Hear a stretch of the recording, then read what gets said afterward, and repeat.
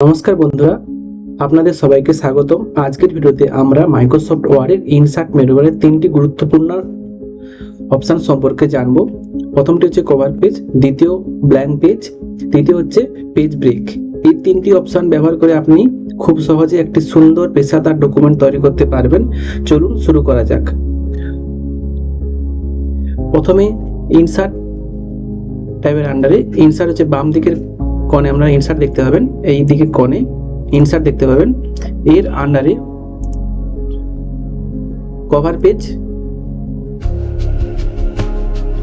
Cover পেজে click করুন। Cover page এখানে ক্লিক করলে আপনি অনেকগুলি পেশাদার খুব সুন্দর ডিজাইন করা আছে অলরেডি আগে থেকেই, এই টেমপ্লেটগুলি চুজ করতে পারেন। এবারে যেই টেমপ্লেটটি আপনার পছন্দ সেটা প্রথমে ক্লিক করলে সেই টেমপ্লেটটি আপনার এখানে চলে আসবে। এবারে এখানে ডকুমেন্ট টাইটেল,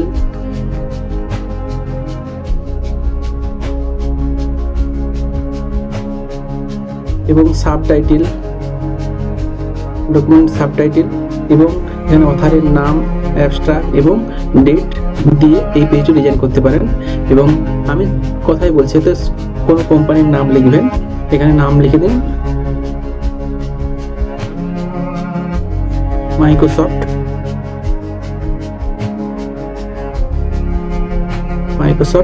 এবং কিছু সাবটাইটেল থাকলে সাবটাইটেল লিখতে পারেন। অ্যাবস্ট্রাক্টে কিছু থাকলে আপনি আলাদাভাবে কোম্পানির বিভিন্ন জায়গায় মানে কি ডকুমেন্টে আছে সেটা লিখতে পারেন। এবং এই কালারটা যদি চেঞ্জ করতে হয়, কালারটা চেঞ্জ করার জন্য আপনাকে সেভ ফিলে যাবেন। সেভ ফিলে গিয়ে যে কালারটা পছন্দ আপনি সেই কালারটা এখানে ইউজ করতে পারেন।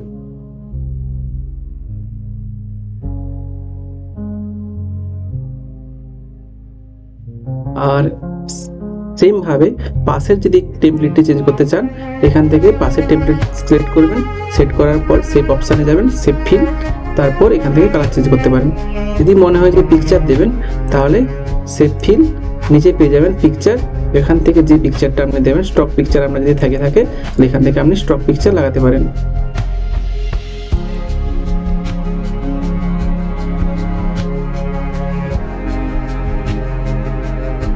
আমার একটা পিকচার ছিল, আমি সেই পিকচারটা লাগিয়ে দিচ্ছি। এখান থেকে আপনি যে কোনো পিকচার আপনার পছন্দ অনুযায়ী লাগাতে পারবেন। এবং কভার পেজ বাদ দেওয়ার জন্য ইনসার্টে যাবেন, cover page, remove cover page. এরপর আছে ব্ল্যাঙ্ক পেজ। যদি ডকুমেন্টের মাঝখানে বা শেষে নতুন খালি পেজ প্রয়োজন হয় বা যোগ করতে চান, তাহলে এই ব্ল্যাঙ্ক পেজ অপশানে আপনাকে ক্লিক করতে হবে। ব্ল্যাঙ্ক পেজে ক্লিক করলে একটি নতুন পেজ চলে আসবে। এখানে মাথায় রাখবেন যে ব্ল্যাঙ্ক পেজ নেওয়ার আগে পেজের শেষ লাইনে কাজে রাখতে হবে। এখানে কোনো হয়তো প্যারাগ্রাফ লেখা আছে, সেই প্যারাগ্রাফ শেষ লাইনে কাজে রাখার পরে আপনি ব্ল্যাঙ্ক পেজে ক্লিক করবেন। যদি মাঝে কাজা রেখে ব্ল্যাঙ্ক পেজে ক্লিক করেন তাহলে সেই লেখাটি পর একটা পেজ ছেড়ে নতুন পেজে চলে যাবে। তার জন্য আপনাকে পেজের শেষে কাজা রাখার পর ব্ল্যাঙ্ক পেজে ক্লিক করলে তাহলে তার নিচে একটি নতুন পেজ তৈরি হবে। এরপর তৃতীয় নম্বরে আসবো পেজ ব্রেক। পেজ ব্রেক হচ্ছে একটা টেক্সটকে বা একটা লাইনকে যদি আমি পরের পেজে আনতে চাই, তাহলে আমাকে এন্টার মেরে মেরে আনতে হয়।